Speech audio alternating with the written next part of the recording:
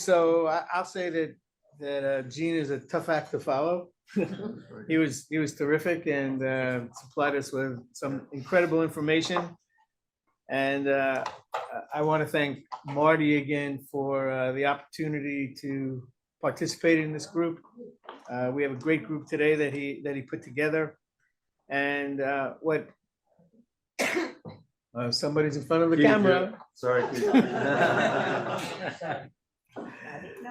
Can't put bagels in front of the camera.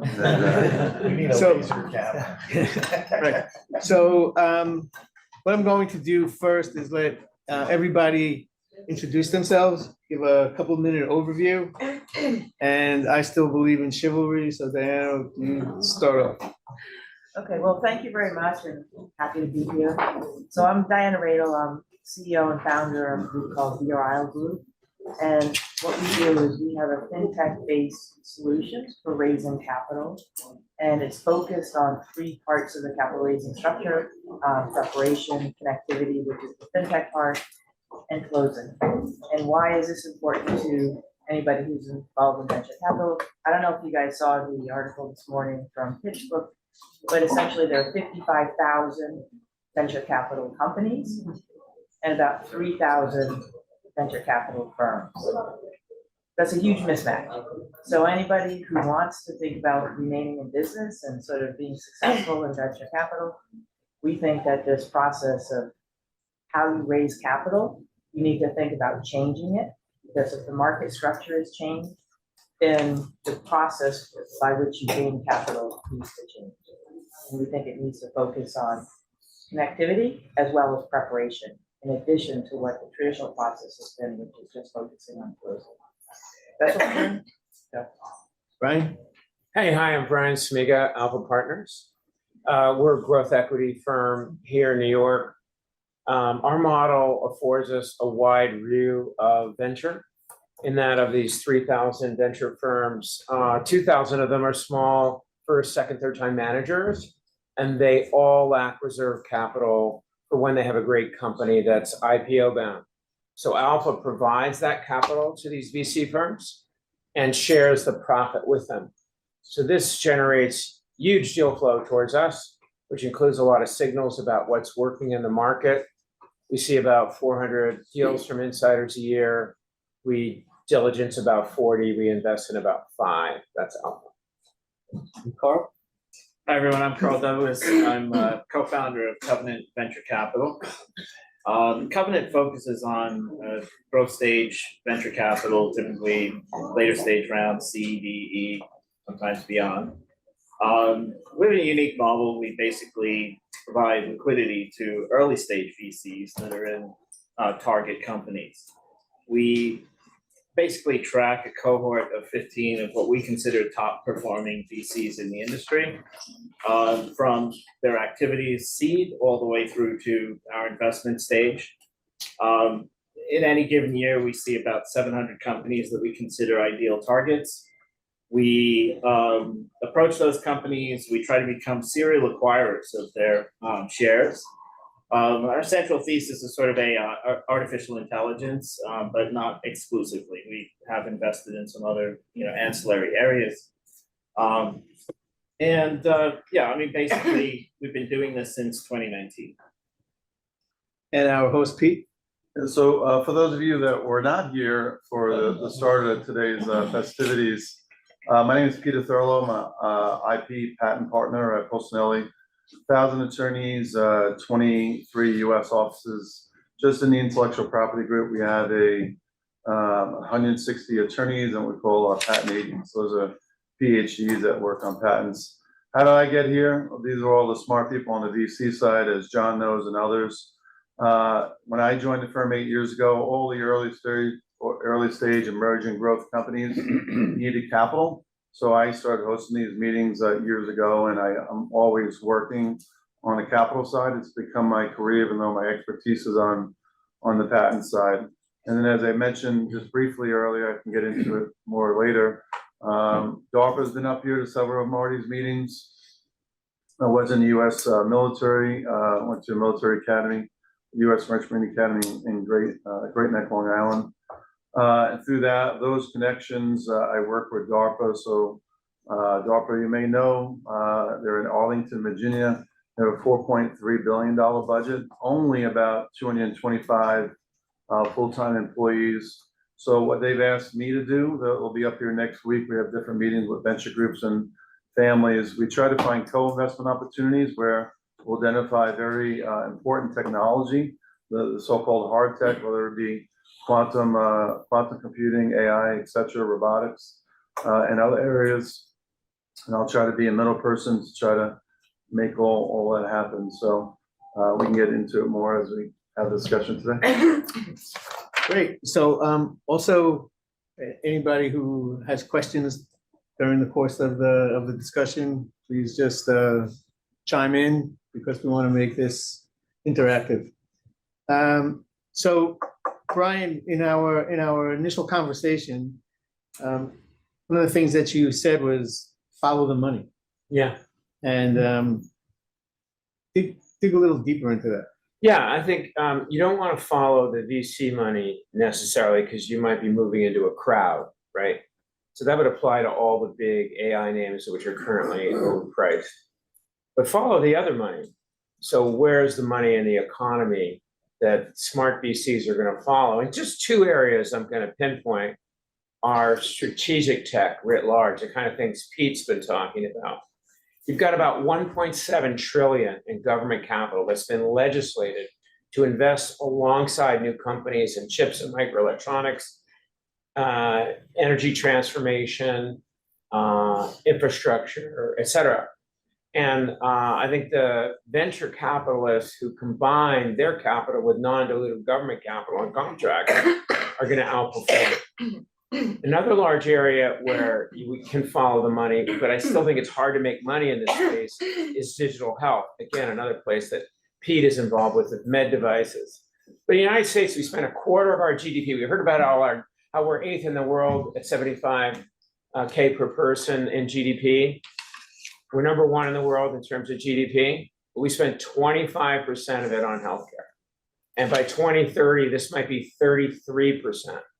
So there is no alternative for the government not to spend money on strategic tech, chips and microelectronics, energy transformation, applied AI, and there is no alternative but for the nation to spend money on advanced healthcare to lower those healthcare costs.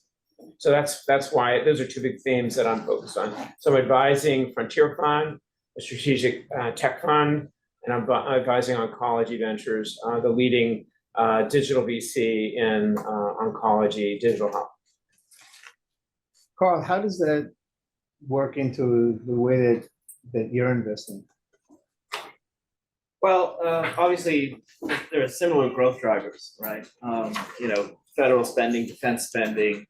We're positioned, pretty heavily in that area.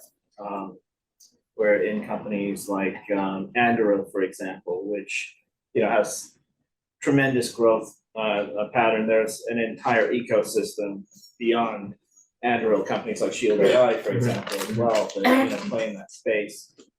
And as you go lower, you have a whole series of smaller companies that are coming up, a lot of DARPA-funded technology that essentially grows up into those companies, creating a pretty significant acquisition potential. In each given year, we're looking at different sectors where a lot of it's AI based. So we see 700 companies, typically funded by the top 15 firms that we track very closely. Companies like Coastal Ventures, Kleiner Perkins, those types of firms. And what we do is, essentially look at liquidity. Like Brian said, follow the money. We kind of follow the liquidity or the lack of liquidity. So you have the top tier companies where they almost trade like public securities on an OTC market, right? I mean, companies like SpaceX, Anduril, et cetera. But as you go down, we rate liquidity actually from 100 down to 0. And we like to focus on 0 to 25 because these are companies where you can see very high growth, typically, rule of 40 type companies if they're SaaS models, 50+% growth, trading at just significant discounts, and that's kind of where we like to live in that ecosystem. So Diana, the model that you spoke about already of preparation, connectivity, and closing, how does that blend into all of this?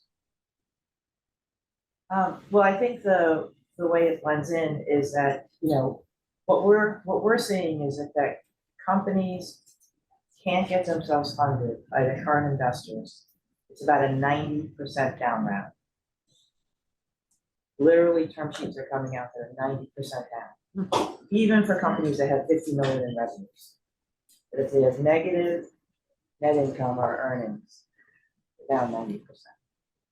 So what we're trying to tell companies is basically, first of all, don't rely on your current investors and sort of constantly be out there telling your market who you are, building your market, developing your potential investors. Because if you wait, all these companies thought that their current investors were going to fund them. It's a tough world. It's a dog-eat-dog world out there, right? So nobody's going to give you a gift. So our process says, first of all, make sure you know what your investment proposition is. And most people are talking about their business strategy. Business strategy is what the company do. Investment opportunity is what's in it for the investor, first, for the preparation. And then secondly, stay in front of as many potential investors as you can. We say use a fintech solution. You don't have to, but we think it's a good idea because you can stay in front of more investors. And that's when you can protect your valuation. That's when you can get the highest valuation possible. And closing is a function of those two things, we think. So Pete, you meet with so many companies and so many that are looking for opportunities that you're advising them in many different levels besides the legal level. So when we talk about what Brian said about following the money, how does that work with you as well? So I agree with Brian. I think that's where my career has changed, because you got to follow the money. Without capital into companies, you don't have a company in essence, whether it be capital you raise or revenues that are generated. But I also believe in just my engineering background, you got to follow the technology. So that's what really excites me. So let me give you a few examples of that. We all know, generally, I think about Dr. Jennifer Doudna and the CRISPR technology was generated. That's really exciting technology. Now that's in the very, very early stages. You may have seen in the journal a few weeks ago, or maybe a few months ago, but they're actually using it in transplant technology. Many of the organs transplant from animals into humans are rejected by the human body. In this case, they use the CRISPR technology to do their thing, to modify the organ before it was implanted. In this case, it was for the lung, and it was successful. So that's an example of exciting technology that many believe is in the very early stages. So how that technology is employed in the future, and how investors can look at those companies at those early stages, it's much more than just CRISPR technology. It's how that technology is being used. There's obviously, when we had our prep call yesterday, I think Diana said AI. Yesterday, Marty on the agenda was a person focused just on VC in the AI space. That is everywhere. Google, I saw, is putting in $100 billion to AI. They just put $1.5 billion into a company in Saudi Arabia that's doing a lot of work in AI. That's universal. We had discussions of whether that's going to be a bubble or not. I personally think no. There'll be some successful companies, others that won't be as successful. But that's what we're always kind of focused on in technology. Some other like kind of just examples of the fun stuff I get to deal with. Many of you, as I get older and I played too much basketball growing up, there's a lot of fusion surgeries done on the spine. If you look at this one company, I was mentioning to Adam, I think he had to step out. This company called Dysgenics out of Utah, 40 employees, raised $100 million plus, still private, but they're raising around. And they take a needle, put it into your vertebrae, into disc to regenerate it, not to fuse it with other discs, but to regenerate it. So in the future, we're going to be regenerating organs. We're going to be getting organs from animals. I'm going to be regenerating parts of the body rather than fusing them and letting them degrade further. So that's going to allow us to be more flexible. So we're always looking at technology and then hopefully exciting the VCs with respect to that technology and future development. So this is to three VC people. At what stage of what stages do you prefer to invest in? Start with you, Dianna.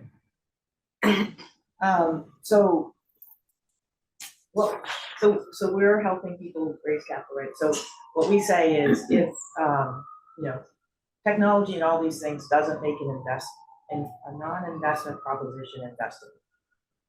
Right, so later stages are more investable because there's more to know, there's more certainty, the risk is reduced, return is not as high potentially. So when you look on risk-adjusted basis, most investors seem to prefer later stage where the risk is reduced. When you're early stage, I think the stats say you have about a 10% chance of raising capital. And when you look at, opportunities logged versus funds, it's actually harder to get capital from any particular source than to get into the Ivy League. You have about a 1% chance or less of getting capital from any particular source from opportunities logged.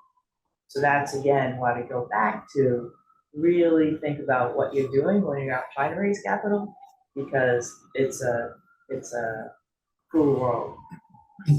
Yeah. Right?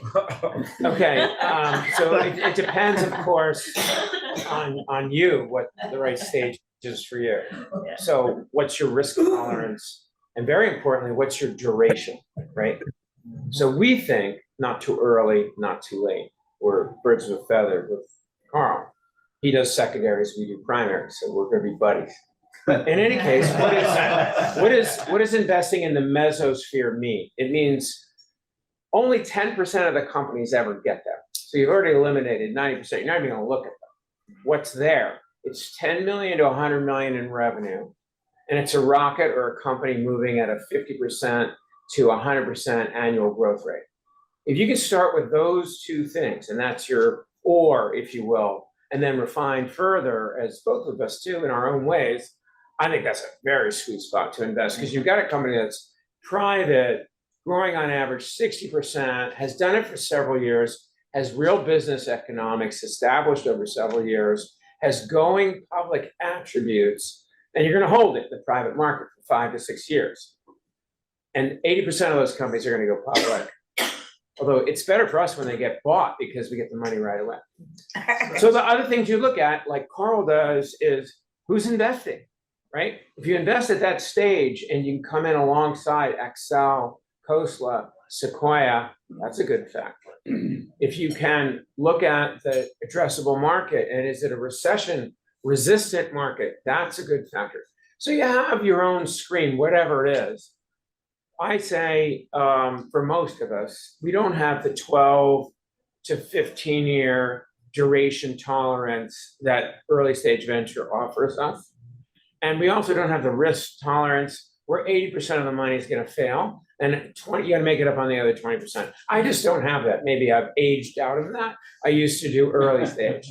So I think the first thing is to ask yourself those questions, but then I would take a close look at middle stage venture investing for the reasons I gave. Howard, I have a question from the audience. Yes. So I'm gonna kind of paraphrase it, but Rob Collarina asked this question because we talk about it a lot actually, which is that if you look at real estate investing, there's been this whole era of bringing together these consortiums, which are too big, like there's hundreds of people as co-investors in a deal. And what's proven out from the real estate, from the interest rate environment we're in, is that a lot of these consortiums fall apart because there's no guy to rescue it. So how do you look at the capital stack on your VC investments, right? I mean, does it dissuade you if there's a lot of, crowdfunding involved? Or, I mean, I've always thought it's better to have the fewer the better, but maybe you guys have different perspectives. So I'll answer your question in a little bit of a roundabout way. Okay. As long as you do it in 30 seconds. I can't do it in 30 seconds, but there's a reason Brian and I kind of focus on the sector the segment of the market that we do. There are some stats on VC investing, right? 50% of GPs return 0 over a 10-year period of time. 35% fail to beat the S&P 500. The remaining 15%, you start to narrow down to, a very elite group that you can't invest in directly unless you're writing a $50 million check minimum, you know people, and you're, type of thing. The 15 that I mentioned earlier is about 5%, less than 5%. And there's a whole concept within that ecosystem that I call it capital acceleration. So going back to your capital stack. These guys invest knowing exactly the full arc of the technology from the beginning, from seed all the way through to exit. And they're willing to write checks consistently. So the problem that most companies have, that Dianna really eloquently outlined, is they don't have. So, how do we invest? Yeah, we don't want to be in a deal that has 200, crowdfunded or, small VCs that really are going to add no value. One of our most interesting deals was a company called Amplitude. We provided an early stage exit for, an early stage. We provided an exit for an early stage investor in Amplitude in 2021. That VC paid 65 cents a share for their stock. We gave them $35 for the stock. Simultaneous with Sequoia, who was the main backer of that company, also paying $35. $150 million check. I was like, we're good, right? And we plan on holding that company for 2 years. Our sweet spot's usually 3 to 5, trying to achieve a 3 to 5x deal. And it ended up exiting much earlier, with a 2x in 6 months, which was a nice trade. But going back to the overall performance, generally we want a really solid stack, 4 or 5 really well-heeled VCs in a deal. And the only way we are able to get access, and Brian has a really unique model where, which I'm sure you can talk about, but we provide liquidity to the early stage VCs in the secondary market and also to ex-employees in the secondary market. The differentiator, one of the big limiters for us, is that we have to have ongoing financial information and sort of management feedback from the company. So we do quarterly calls to the extent we can. Sometimes it's informal. And that system has worked. But to answer your point, yeah, absolutely. You want to be in a very finite, cap table. If you look at the most recent deals done by Khosla, there's 4 or 5 names. That's it. Anybody else? I agree. We rank all the lead VCs, and Karl has 15. We have like our top 40, and then we give a lower grade to $1 billion funds after that. And we always look at the capital syndicate, particularly the new capital coming into a deal. We don't do any insider-led rounds because they're dollar averaging. Even if it's Sequoia, they've invested every step along the way. We might make an exception for them. But if Sequoia is coming in for the first time, we're on an equal footing, right? And they've done fresh diligence, they're repricing, restructuring, they're adding this new value to the board, been there, done that, seen that, repeated it. The capital syndicate is far and away the most important criteria in venture investing. The only thing I'm sorry. The only thing I'd add is, since we're 1,000 attorneys, I bring in clients and we have a SEC practice set up funds and we make recommendations, find out what their interest is, whether it's healthcare, whether it's hard tech, and so on. But what I'd say is, with the family offices, some of them, the families have so much money. They all want to make more money, of course, but there's certain almost like philanthropic kind of investments. Like if there's personal issues with the family, one family called me, they had a senior member of the family had Parkinson's. So they want to make those investments. Now, do they want to return? They do want to return, but a certain amount of that is just the benefit and try to increase the research. We've seen a lot of that recently. We hosted a meeting for a company focused on ALS, Lou Gehrig's disease, called Cohen Therapeutics. They're one of the few biotech companies. They're actually selling at $9 a share and making some really significant progress that we've seen other investments from that standpoint. And then obviously a lot of investment going on in the cancer space based on all different types of cancers. The last example I give today, there was an article in the Wall Street Journal about the investment in the Alzheimer's space that, quite frankly, as I get older and many friends and other friends, it's a really scary environment. But this article made it seem, and from what we're seeing in the research, some successful results related to these amyloid plaques that are in the brain, and the research and development going on where it's making it, where it was a death wish maybe years ago, making it somewhat more manageable if you have lifestyle changes and get early biomarker detection on that. So a lot of the families will make those investments if someone in the family has an early stage Alzheimer's diagnosis. So I think it's different than the typical. I've been on this panel several times. I don't have a fund, but it's much more about where's capital flowing and how the family offices are investing. There's a lot of legacy incentivized healthcare investment. Thinking about investing as an LP in venture capital, what you'll see is you look at some of the major endowments. You look at the Yale endowment, which over the last 20 years basically shifted. They've almost rotated their balance in S&P 500 type, equities to VC. They started that in 1990, which basically, they caught the internet wave, and I think now where we are is opportunity to catch the AI wave, which shows tremendous opportunity. Thinking about investing in VC, obviously, if you want that earlier stage type, exposure, you need a GP that can run, well, a very good GP that can run a large portfolio. Think like Y Combinator type level, where you get the, sort of massive diversification. You get the smart money coming in there. A lot of access to, academia, Stanford, et cetera, Harvard. And from a return perspective, it's just basic, a well-run early stage VC will return over a 10-year period of time, top 5%, 20 to 25%, right? The later stage, growth stage, that has early stage risk, guys that start seed all the way through, will run, sort of 17, 18% at the top VCs. And what we do is a little bit of cherry picking because we're looking at their portfolios after the fact, and we're like, okay, we'll take that one, we'll take that one, kind of based on capital acceleration. So our hurdles, our goals are a little bit higher. Sort of That's right. 25 to 30%. 25 to Yeah. 35%. Yeah. Basically 3 to 5x. I always tell people it's 3x to 5x over 5 years. That's kind of where we're trying to get.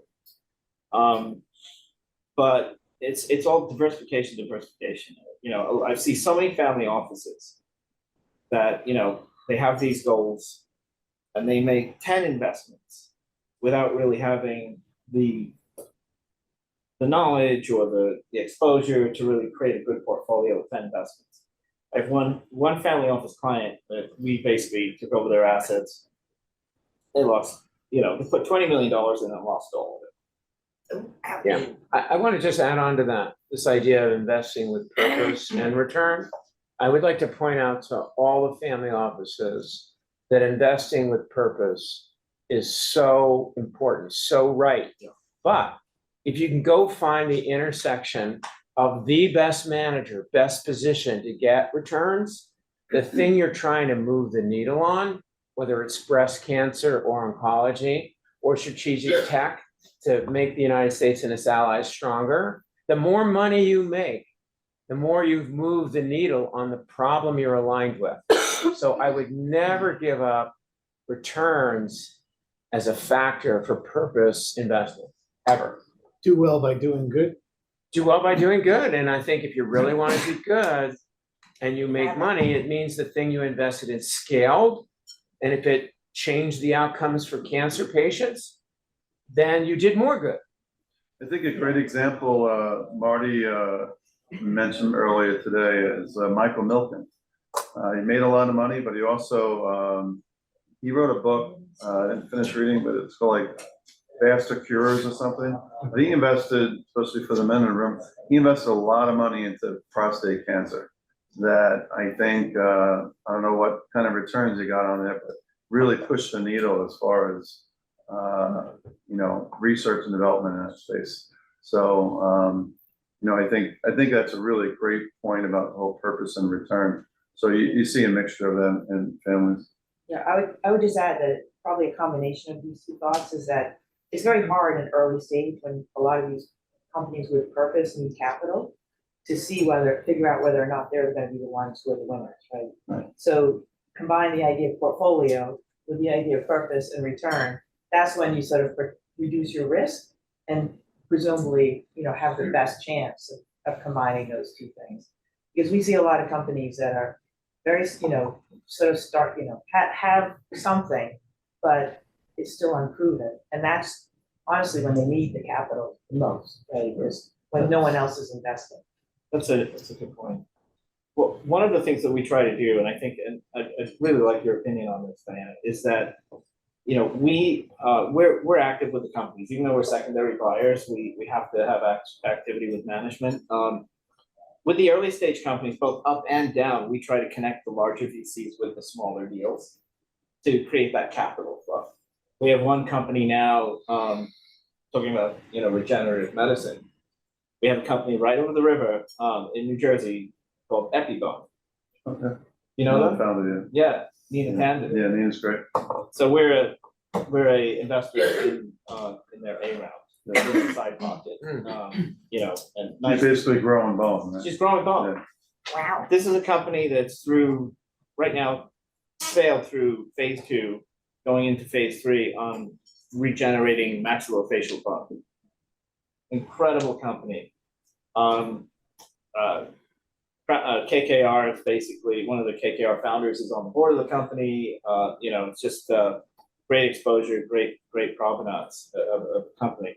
And what we're trying to do is connect them with J&J, right, in their, MACS space, through their venture arm to, help. I think the question for you is, do you think that is really where the capital should come from for a lot of these smaller companies as opposed to?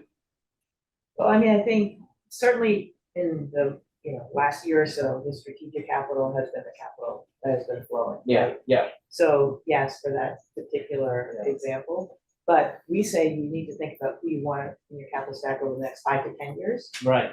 and start cultivating them today, Okay. Yeah. right? So we say, go out there, like I said, tell your story. The large public companies that do the best IR and have the best capital markets brand, we focus on this word brand a lot, get the best valuation. Right. And we're saying the same thing for the private markets, because basically you need to build your capital markets brand. Right. And when you talk about who they have on the board, we call that brand transfer. So brand transfer is actually very valuable, but at the end of the day, you need to develop your own brand. Right. And we say, do it with your next generation of investors, not only today's investors. Do you see the investment banks as can I ask a question? Do you see the investment banks as a good, like, a lot of them cover some of the early stage companies. Do you think that's a good way to get the word out? No. No. Unanimous, no. Yeah, Those go right in the trash. yeah. So, You could have some revenues, yeah, Yeah. yeah. So- so like if you have Goldman as your investment bank, there is Right. brand transfer that occurs there, Right. right? But you don't hire Goldman to go to 5 people. You hire Goldman for their distribution. Yeah, exactly. And so what are they doing? They're representing you. And we think it's much better to be out there building your own brand directly with your potential capital providers. And that's when they get to know you. They're gonna invest because they know you, the capital seeker, not because they know somebody who's introduced them. Well, I'm gonna date myself here. But I guess the gray hair gives it away anyway. But in the days of like Hambrecht and Robbie Stevens, you remember those mid-tier kind of investment banks really did cover pre-revenue companies because they all wanted to get the jump on what's It happening. was the tech gold rush. That was the tech gold rush. Yeah. So speaking of the tech gold rush, we touched on this a little bit regarding AI and how there's so much out there. We spoke about it yesterday at length, but is there an AI bubble right now? Or as I think Pete alluded to, that he doesn't think there's a bubble. Yeah, I mean, personally, that's just all the money going in. I don't see it, but I just see the application of it. It's just, even in the legal area, you can basically ask it to generate a legal contract now. My argument is that you need someone to read it that actually understands what that says. And there's been issues of bots and others that are writing briefs, and then it goes to the court and they find out they just made up the cases. So, that attorney is pretty well known in the legal industry. He got sanctioned for that. But, to give you an example, pharmaceutical industries for years have just rejected using technology to analyze the data. And that for those of you who have the pleasure of going through the FDA process, where everything is based on data, it's just archaic. So now with on-demand pharmaceuticals and other companies and new developments on the therapeutic space, it just doesn't make sense. So now what I've seen working with pharma, working with bio and others, is a willingness, probably not enough, but a willingness to accept the new technology, to analyze the data in ways that just could not have been done 5 or 10 years ago. So give me an AI system that could do that, and I'm very pro AI on that. Now, whether it's predicting whether a new set of shoes is going to be sold or bought and things like that, there's plenty of companies doing that. I'm interested in more the niche industries of where older kind of companies are utilizing technology in a way that improves their processes and so on. I think both are true. And that's been true in the 3 big waves in tech. This is why tech is 25% of the economy today, and it wasn't 25 years ago. The web, we're still seeing opportunities made possible by the global internet. Mobile, remember in 2010, it was mobile first, right? You couldn't build anything if it wasn't mobile first. And now in 2024, it's intelligent first. It's a mandate. Every company in the world, every boardroom in the world is figuring out, are my team prepared to put AI into our business? But as in all those waves, there's roadkill. And there's going to be roadkill. There's going to be bad roadkill in AI. Like, let's face it, there's a ton of money going after it, a lot of wide bets. So I think you need to build a filter and figure out what you like or what you feel is going to have less roadkill. And the 2 areas I would encourage people to look at would be vertical AIs, where you're building on a limited model. You're not a large language model. Examples would be Rad AI. It interprets not only radiology pictures, but radiologist notes. Now, doctors don't want to go into radiology anymore. They really don't. It's not because AI is going to replace them. It's just so arduous a task. Well, this speeds the effectiveness, finds answers faster, and generates a tremendous amount of very vertical data on which the AI can get smarter and smarter. There's another general note-taking app called the Bridge. You basically, if your patient agrees, you put your phone on the table, it's recording your conversation, it's doing all your notes for you, right? So in hospital-patient interactions, people love this. And you have to look at how much of the MDs really love this technology. So there's 2 examples. These deals were so good, we could not get in. Oh, wow. But those are examples of vertical AI. So you're going to see them in every business you're in, real estate, accounting, all kinds of financial services. So I would look at vertical. Secondly, I would look at, and it's harder, this is much harder, physical AI. So where is AI interacting with the physical world? Robotics is a big space. And then even within robotics, while a lot of people are, including us, making at least one bet on the humanoid robotics, it's vertical robotics where the real money is going to be made in the short term. Humanoid's going to be later. But that's AI, manifests in the real world in combination with machines.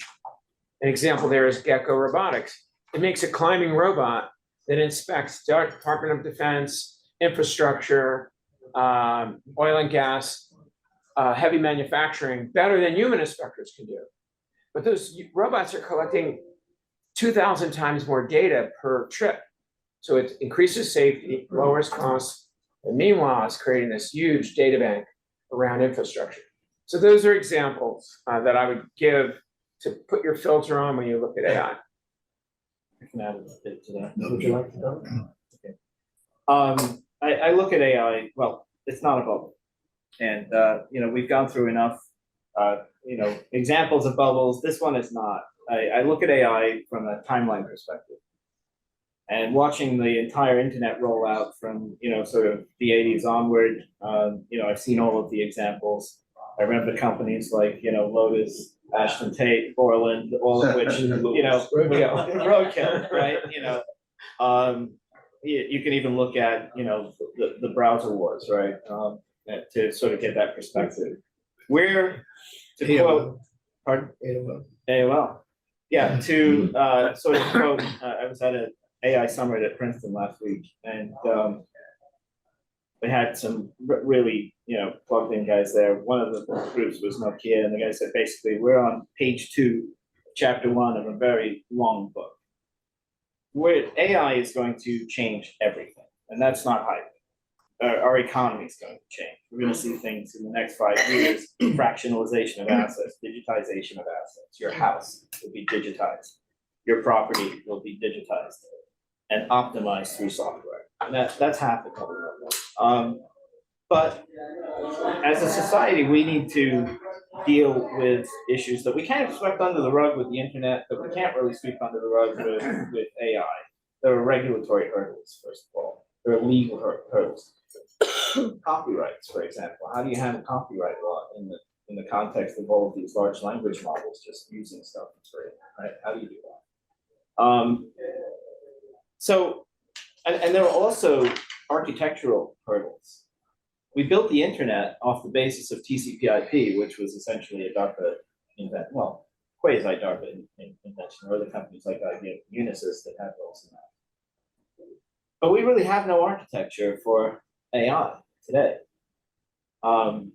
We have no security architecture. We have no crypto security, cybersecurity architecture, and that is being thought about by some very smart people, but there are no standards yet. So going back to this timeline, and page 2 of chapter 1, we have to put that in place. So to your point, Brian, I think there are lots of business productivity applications that will serve a purpose for the next maybe 2 to 5 years. And those companies may survive, and there will be a lot of roadkill as well. Our perspective on it also is that, going back to capital acceleration, what we have is there's 3 major players, right? So, you've got tons of money going in from Google, you've got tons of money going, the 3 major LLMs, OpenAI, Microsoft, Anthropic. Who wins that war? It's a function of capital, ultimately, because there are only nuanced differences between these LLMs. So would you be an investor in a secondary in Anthropic? They just closed around for I think about 18 billion. We were in that round. Oh, let's talk about it after. I want to steal your homework. We were in Gecko as well. I mentioned. Oh, how cool. We were in the Series All C. right, we're gonna have lunch. Dinner for all of us. Yeah. Sorry, Diana. No. Over to you. Well, no, I agree with this time frame idea, and I sort of look at AI. We've been, we have a fintech solution, so we're trying to implement AI. So I look at AI as being basically like hiring a high school student to do your work. Like it can scan, it can organize data, you still have to check it. But the benefit versus a high school student is a high school student's gonna go play video games, right? AI, once you train it, it will do whatever you ask it to do over and over and over again very quickly, right? So there is huge value in that today. But it's not drawing conclusions, you still have to check it, it's very, very hallucinatory or whatever. So I think, how long does it take before it gets to graduate level? That's a big question, right? And is that gonna happen? Everyone's talking about each generation being logarithmic better than the previous generation. But I think that that's still a big problem that needs to be solved, is taking the quick scanning and the quick sort of categorization of things into something that can actually draw some conclusions. That's when it becomes very scary, and I don't think we're close to that yet. So, first of all, Marty, what time do we have? You have about 15 minutes. Quick. Just what I was just going to add is the natural outgrowth of the AI discussion is something that's probably not discussed enough. When I work with DARPA, the Senate and the House and others, The quantum computing technology is something to keep in mind. It's key. If you look at history and World War II, for example, and how we had the edge, we're able to know what the other side is doing. It's the same situation here. And there has not been enough effort from the United States on that, and now there is. And I was talking to Brian about some things they're gonna be doing around the country. It's no surprise, I think Karl mentioned something that KKR, when KKR invests in early stage companies, when it's kind of like something to be aware of. When Eric Schmidt, formerly at Google, and others are involved, and they're not putting in 25, 50,000, but maybe, 250, 500 million into different technologies and companies, that's just not something that everyone can do. So if there's ways to get in on that's the thing that we're gonna be seeing a lot of in the coming years, to have the secret sauce. Yeah, following the kingmakers. Yeah, Well, I also say for Y Combinator, what I've heard from inside people is that 70%, over 70% of their deals these days are AI based or Yeah. AI focused. So, the smart people are putting in money. So to that point, Brian, we spoke about how you're an advisor for the Pritzker Group and a few other LP groups. What are they looking for? What are, we spoke about I'll call it philanthropic or personal needs that they want to invest in, but what are the three of you, the four of you, see that families are really looking to invest in? I see a trend where families are wanting to go earlier and get the bigger returns or alpha in investing early, and I think it's dangerous. But that's why you got to find the best expert. I think to back them. That's one thing. I think they're interested in how the macro will influence outcomes. So whether it's the commercial real estate overhang affecting banks, or even the value of commercial real estate on one hand, or the overhang of debt on the U.S. economy, or looking more at commodities or gold. I mean, they're thinking very long term, the family offices that I know, including the Pritzker Group and the Krups family and others. But on the tech and the venture side, I think that they like this trend of government money coming in alongside. They like the early stage categories where, as I said, there is no alternative but for us to spend more money on health, and there is no alternative but for us to spend more money on strategic tech like quantum, applied AI, manufacturing, energy transfer. So those are the things I think the smart families are interested in. Now, Tony Pritzker is a private equity guy and an engineer, and he doesn't like early stage venture at all. He says, I don't want to invest in any where I'm going to lose 8 times and only win 2. And hopefully I make it up on the 2. Secondly, I don't want to invest in anything where I don't know when I can get out. And it's probably 12 to 15 years. And having been an early stage investor myself, I kind of agree with him. So I think families are gravitating more to kind of funds like Karl's doing. I think secondary or distressed in venture is a big interest in the family office, but they're trying to find the guys like Karl who aren't, first timers, right, and doing this. Why are secondaries so interesting? Well, you can buy a private stock that Khosla or Axel or Sequoia, the top funds in his list, have just invested in at a 20 to 60% discount at the same time that they just paid that much more. And all the VCs need liquidity because they don't have distribution. So I think that's the kinds of things they're looking for. Secondaries in distress within venture, and then pockets of venture where they can find a domain expert who's seasoned, but it has to do with the components in the economy where there is no alternative, but for both corporations and the government spend money. Can we just clarify something, Karl? Are you seeing 50% discounts right now? 50 and more. 50.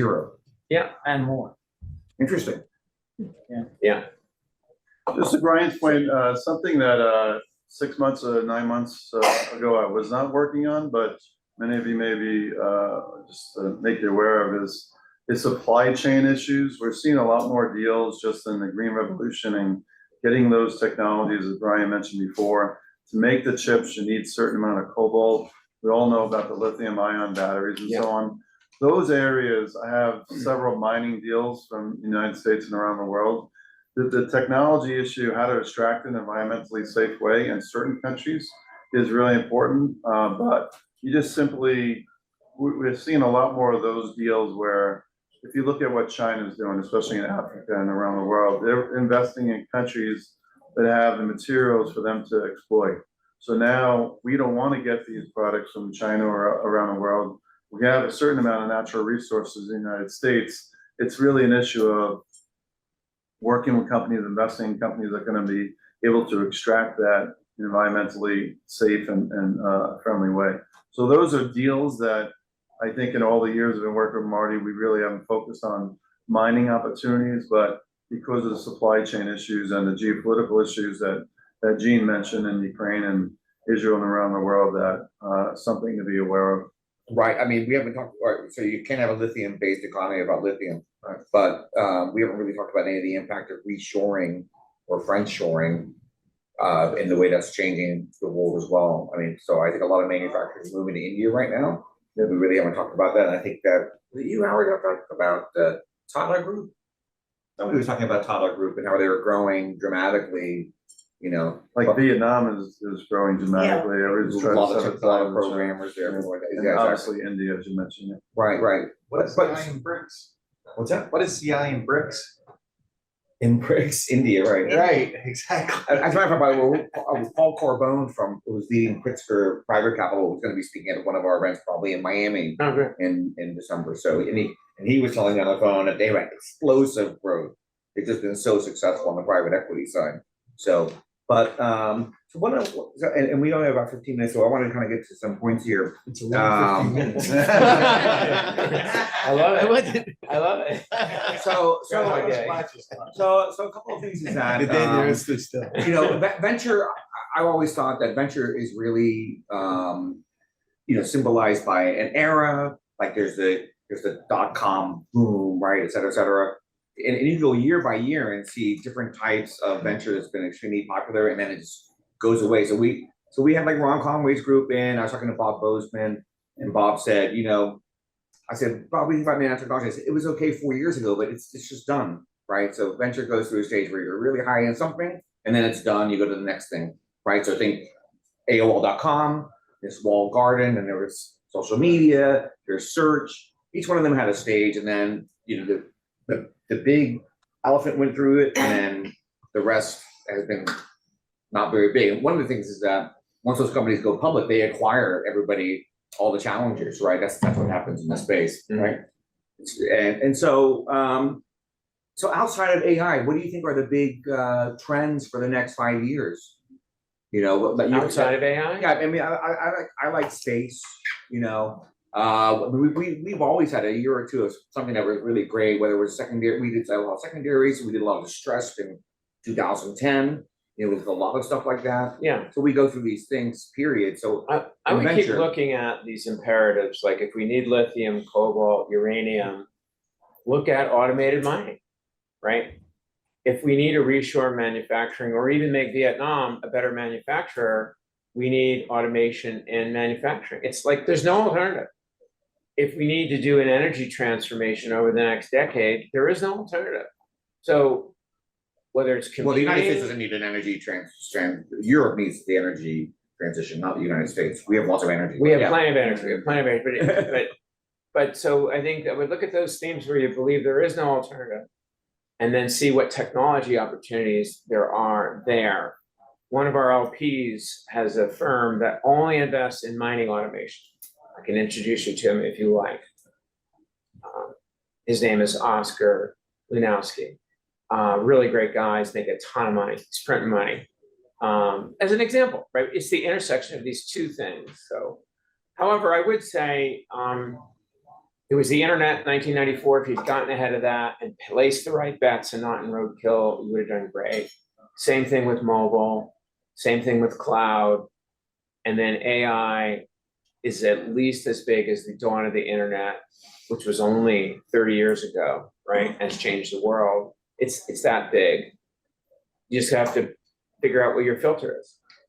So, Diana, But I would say broadly, and this is basically infrastructure, right? So infrastructure, whether it's hard infrastructure, which is what the government is funding a lot of, right? Or the tech-based infrastructure is really like where the government money is being placed, and I think where you can, it's needed, it's required.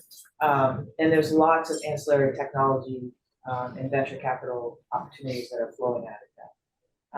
One thing people don't realize about the infrastructure is that all this AI requires energy. Yes. And so people, the energy companies are talking about how do we get the AI, the systems and whatnot, as close to the energy production as possible. And a lot of the energy companies are then trying to track into warehouses and whatnot. So there's a lot of interconnectivity between this next generation of technology connected to our infrastructure, our broadly based physical infrastructure. Can we just establish a different approach, a different way of looking at it, rather than saying that, there's the need, how about saying that there's like an off-taker, that there is an off-taker to that need for energy, that it's the AI will buy all energy that becomes available. Right.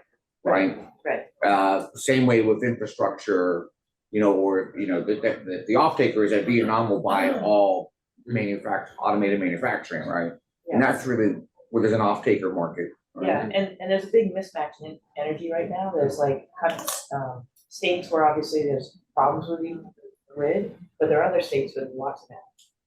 So And I'll give you a great example. Like we had a guy who was not venture capital at all, but he was a former trader focused on Latin America, and he went to a country in Latin America and said, I will buy XYZ amount of your farmland if you guarantee that you will you will buy all my product over the next 10 to 20 years.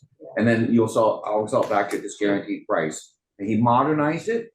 They actually gave him the land, right? And he had this tremendous money coming in. I think he went like a 10x on his fortune. He had made a lot of money as a trader, and then he did a 10x on that. Where was this? What country? A country in Latin America. One of those. It was. Yeah, you know the guy. He's a member of our group. Yeah. So we have one question back here, but I just want to make one statement is on the energy side of things. There was an interesting story the other day about Bitcoin and the energy that's required to mine Bitcoin, and Arkansas opened up, like, you want to come in and mine Bitcoin, we're here for you. Mm. And what they've done is actually intruded on so many local communities that there's like a revolt now and amongst the citizens of Arkansas, because the noise that's being produced and the noise pollution, other ancillary problems that are being created. And I'm wondering, with the need for energy, how that's going to, could potentially, and there's a whole different. If anything, conversation. demand for energy is going to go through the roof. Yeah. But Carl, yeah, can you answer the question, Carl, about your about the best opportunity outside of AI? Outside, I mean, I That's not your book. it's not my book, but I do think that there've been some really great ideas highlighted here with the natural resource side of it. Right now we have to produce energy from, unless we're talking nuclear and solar, basic sources of energy. Storage is going to be huge. One area that I do think longer term, we're going to move off the lithium platform onto aluminum salts, but it's still a little early. Aluminum salts are ubiquitous. They're a fraction of the cost of lithium. So, if you want to take a flyer on some startups that are in, sort of aluminum salts, I would say bet the field, because, that is going to hit eventually. If you have any names, give it to us, please. No, I'm talking about, you can email it or whatever. Yeah, I'll email you.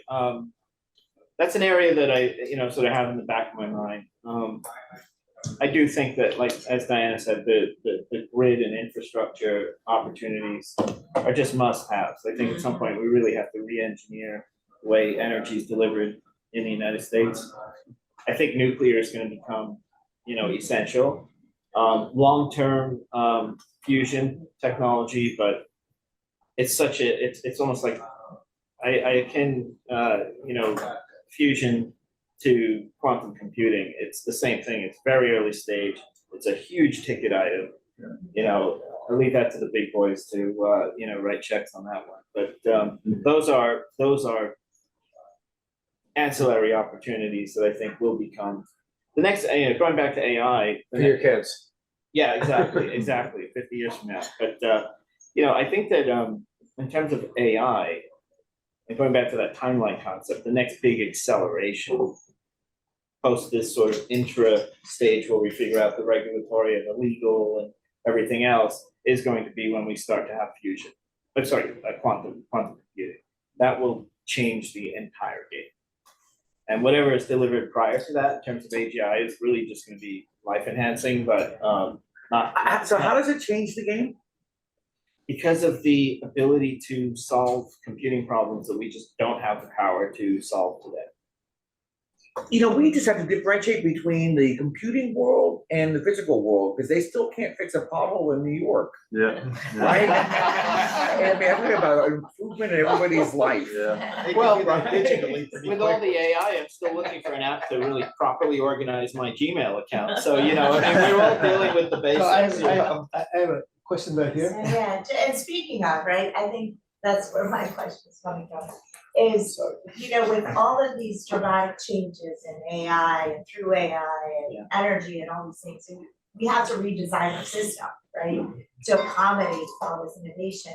So the governments typically are in charge of that, and they can't, do basic problems. And I think, I'd love to hear your opinions on how we as investors or business people can drive our governments rather than the other way around, because they aren't accommodating innovation.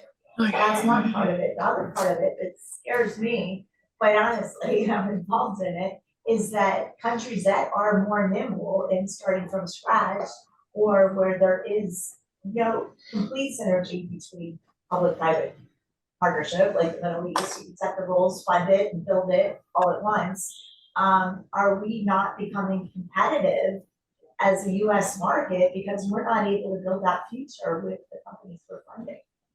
So that's my fear, and just would love to hear.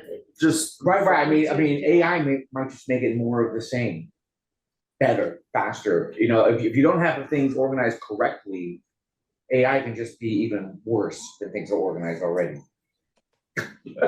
Think about it. Yeah, Right? yeah. Like if AI is just ingraining a process that's already bad, like DMV, Right. right? Exactly. It just makes you have to fill out more forms. Yeah.